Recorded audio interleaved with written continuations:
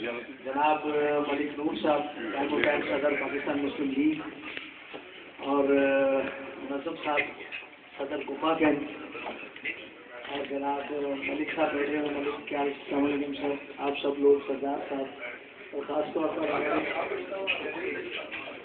जनाब खोकर साहब अमर खोकर साहब मलिक रियाज साहब और सबसे जो पॉजिटिव पर्सनैलिटी बैठी है हमारे साथ जनाब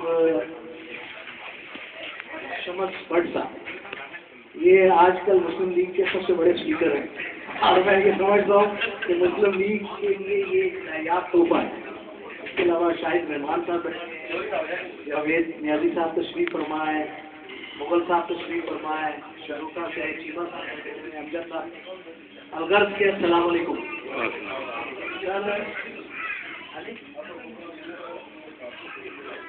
हमारी वो पर्सनैलिटी यहाँ बैठी है, मैं ये समझता हूँ जिसका नाम ना लेना जापान में नई ईजाद के खिलाफ हमारे ट्रैक्टर रिपोर्ट करने वाले जनाब मलिक ठीक साहब,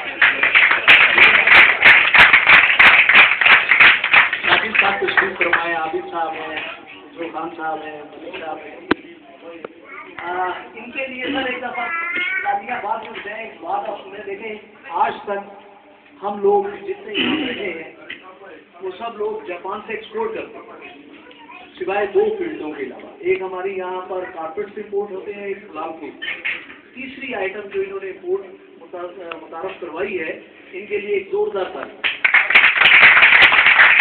और मैं चाहूँगा कि सारे पाकिस्तानी स्कूल में कूद पड़े, और क्योंकि ये अपने मुल्क के लिए जो आप काम कर रहे हैं, देखिए मसला ये है कि पाकिस्तान का आम जापान में बैन हुआ, उसकी वजह पता है आपको क्या थी? उसकी वजह ये थी कि जब पाकिस्तान का आम यहाँ पहुँचा तो उसमें आम गले सड़े हुए थे, जिसकी वजह से उन्होंने बैन कर दिया। हमें अपनी अगर जिम्मेदारी हम लोग अदा करें किसी भी काम में खड़े हो जाकर पर, जो चीज़ हमने जापान से सीखी है, अगर इस तरह हम ये लोग काम करना शुरू कर देंगे तो इंशाअल्लाह ताला वो दिन दूर नहीं है कि हम नाकाम ना हो, हमारी कामयाबी यकीनन है। मैं आपको ये बात कहूँ कि आप ये देखें कि आप यहाँ कोई ऐसा चेहरा बैठा है जिसका चेहरे का ताल्लुक पूरी दुनिया के चेहरों से ना मिलता हो। अल्लाह ने पाकिस्तान को वो सलाहियत अता की है कि पाकिस्तान में हर किस्म के लोग हैं, सफेद से लेकर बंद क्रिएटर, सिर्फ एक। हम उस लफ्ज़ का ख्याल करते हुए और कोशिश ये करेंगे कि कायद-ए-आज़म अवार्ड हासिल करने वाले कोई भी शख्स फ्यूचर में कोई ऐसी गलती या कोई ऐसी मिस्टेक्स ना करे जिनसे उनके अवार्ड पर कोई हर्फ आए। मेरी आप सबसे दरख्वास्त है कि आप लोग अपने मुल्क के लिए, अपने पाकिस्तानियों के लिए अपने कॉल और फेल में तज़ाद करें। ये बहुत बड़ा काम है, हर हाल में अपने कॉल और फेल में तज़ाद जो है, कि वो कहते हैं पंजाबी में दिखाना कुछ तो करना कुछ, इस चीज़ को नहीं होना चाहिए। मैं ये जानता हूँ यहाँ पर जो लोग बैठे हैं उसमें से इनमें से किसी का इससे कोई ताल्लुक नहीं है। मैं एक जनरल मैसेज दे रहा हूँ कि हमारे कौल और फेल में जब तज़ाद ख़त्म हो जाएगा, खुदा की कसम हमें तो मिलना तो वही है। अल्लाह सुब्हानहू व तआला फरमाते हैं कि मैं तुम्हें वहाँ से रिस्क दूंगा जहाँ से तुम्हारे वहम व गुमान नहीं। और नबी करीम सल्लल्लाहु अलैहि वसल्लम फरमाते हैं इस पर कि तुम्हारा रिस्क तुम्हें इस तरह ढूंढ लेगा जैसे मौत तुम्हें ढूंढ लेगा। अब इस पर हज़रत सुलेमान अलैहिस्सलाम का अगर वाक़या ले लें कि उनके पास एक सहाबी बैठे थे और फरमाया कि या सुलेमान मुझे तिब्बत भिजवा दे, मुझे बड़ा ज़रूरी काम है। उससे पहले मलकुल मौत वहाँ बैठे थे और वो देख रहे थे कि आज मलकुल मौत यहाँ बैठे हैं तो किसी की जान लेते आएंगे। तो मलकुल मौत उन्हें वहाँ देख कर हैरान थे कि यहाँ क्यों बैठे, ये कुरान का वाक़या है। वो जैसे ही तिब्बत पहुँचे, तिब्बत उनकी रूह कब्ज़ की। इस हदीस को आप इस जुमरे में लें कि नबी सल्लल्लाहु अलैहि वसल्लम ने फरमाया कि तुम्हें तुम्हारा रिस्क ऐसे मिलेगा जैसे तुम्हारी मौत तुम्हें ढूंढ। तो हमारा रिस्क हमें ढूंढ लेता है ऐसे मुसलमान। अब रिस्क में जो ताल्लुक है हराम और हलाल का, वो सिर्फ सब्र का है। इन्नल्लाह मस्साबिरीन, अल्लाह ने बेशक फरमा दिया कि अल्लाह सब्र करने वालों के साथ है। हज़रत अली करमुल्लाह वजह का एक कॉल, एक हदीस उससे रिलेटेड है कि आप अपने नमाज पढ़ने के लिए एक जगह आए और रुके रास्ते में, तो किसी शख्स को कहा कि मेरे ये सवारी का ख्याल करना। दिल में ख्याल किया कि जब मैं वापस आऊँगा तो इसे 10 गाना मना कर दूँगा। जब वापस आए तो वो सवारी से उसकी वो जो ऊपर सीट्स नहीं होती, वो जीरा नहीं, آپ نے مارکیٹ میں جا کر دیکھا تو وہ زیرہ 10 درہم کی چیز ہے، 10 درہم وہاں دے کر چیز لے. اگر وہ شخص صبر کر لیتا ہے، صبر اس کا 10 درہم اسے ملنے دینا چاہیے. تو صبر ایک ایسی چیز ہے کہ ہمیں صبر کرنا ہے، بی پیشنٹ. ضروری نہیں کہ اگر کوئی ہمیں گالی دے تو اس کا جواب ہم گالی سے دیں، ضروری نہیں ہے.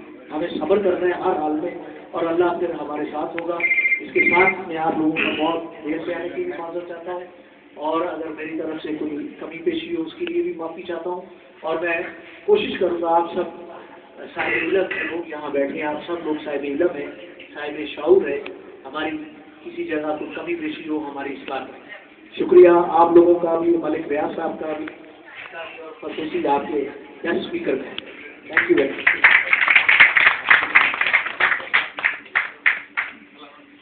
چودھری شاہ صاحب اپنے خوبصورت خیالات کا اظہار کر رہے تھے اور سب بھی ادا کر رہے تھے، اور جناب ملک ریاض صاحب نے ان کو بار بار بچا لیا جب یہ کہا کہ میاں سلیم صاحب کا شکریہ ادا نہیں کیا، تو انہوں نے اپنے آپ کو بچاتے ہوئے یہ شکریہ ادا کر دیا. ان کو نہیں پتا تھا کہ میرا حال کیا ہونا اس کے بعد اگر یہ ایسے ختم کر دیتے تو. ہمارے درمیان ابھی انہوں نے بتایا صاحب علم ایک شخصیت بیٹھی ہوئی ہیں جو پاکستان سے آئے ہیں وہ، اور میرا خیال ہے کہ جو علم والے لوگ ہوتے ہیں ان کے ساتھ بیٹھنا ہی بڑے بڑے اعزاز کی بات ہے، اور ان کی باتیں سن لینا تو سونے پہ سناتا ہے.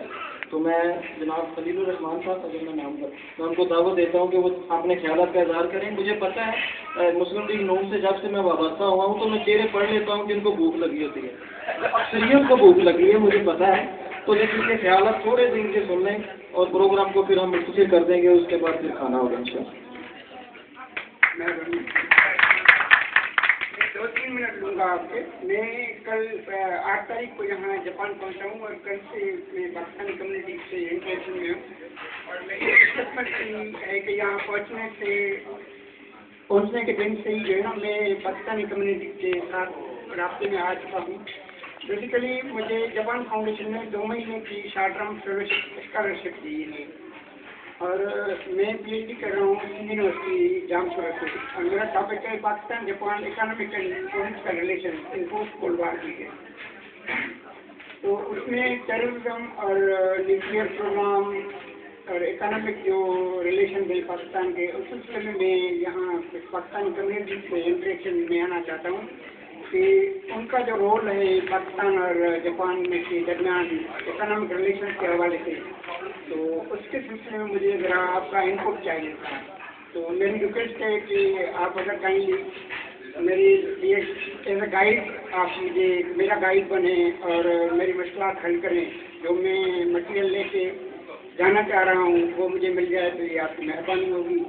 اگر آپ کہیں تو میں آپ کو اپنا ای میل ایڈریس، یہ تکلیف ختم ہو تو آپ کو ای میل ایڈریس دے دیتا ہوں، یا میں آپ کو ای میل ایڈریس لے لیتا ہوں، میں آپ کو کوشچن بھیج دوں گا. کوئی انٹرویو کے لیے ٹائم دینا چاہے تو بڑی مہربانی ہوگی، مگر اگر ٹائم نہیں ہے تو ای میل کے ذریعے میں آپ کو کوشچن بھیج دوں. تو 1 ہفتے میں 2 ہفتے میں یا 3 ہفتے میں جب بھی آپ کو موقع ملے تو وہ کائنڈلی کوشچن میں جو بھی آپ کے کمنٹس ہوں تو وہ مجھے ای میل کر دیں تو میری چیز کے لیے وہ بہتر بن جائے گا. بڑی مہربانی. کم از کم میں آپ کو اپنے وہ جو خیال کمنٹس ہیں وہ ضرور میل کروں گا. خاص کر ٹیررزم کے حوالے سے جیپنیز جو لوگ ہیں یا جن لوگوں کے ساتھ ہمارا تعلق ہے جو کام کرتے ہیں وہ ہمارے بارے میں کیا سوچتے ہیں. تو میں بڑی کمی محسوس کر رہا تھا اپنی مسلم لیگ میٹنگ میں. میں نے اکثر یہ اپنی وہ بات رکھی ہے اپنے قائد کے سامنے کہ ہمیں اس معاملے پہ ضرور بات کرنی چاہیے. یہ بڑا حساس معاملہ ہے کہ ہمارا نام آ جاتا ہے، پاسپورٹ کا کلر آ جاتا ہے تو ہمیں بغیر جانچے بغیر ہماری بات سنے ہمیں ٹیررسٹ کہہ دیا جاتا ہے. تو یہ بات بڑا امپورٹنٹ ہے جو آپ ایشو لے کے آئے ہیں. یہ تو سمجھے کہ برننگ پوائنٹ ہے ہمارے لیے. تو ہو چکا ہے کہ ہمیں ہمارا نام آ جائے، پاکستان کا نام آ جائے، پاسپورٹ آ جائے تو سمجھو کہ وہ بات سننے کے لیے تیار نہیں ہے. میں اپنے خیالات ضرور انشاءاللہ پہنچاؤں گا. تو اب تقریب اپنے اختتام کی طرف جا رہی ہے، لیکن ہمارے ساتھی ہیں واجد صاحب، ان کے بڑے بھائی کا پچھلے دنوں انتقال ہو گیا تھا، اور ابھی پچھلے دنوں سے پاکستان میں سالے ہوئے ہیں، پشاور میں ہوا، کراچی میں ہوا.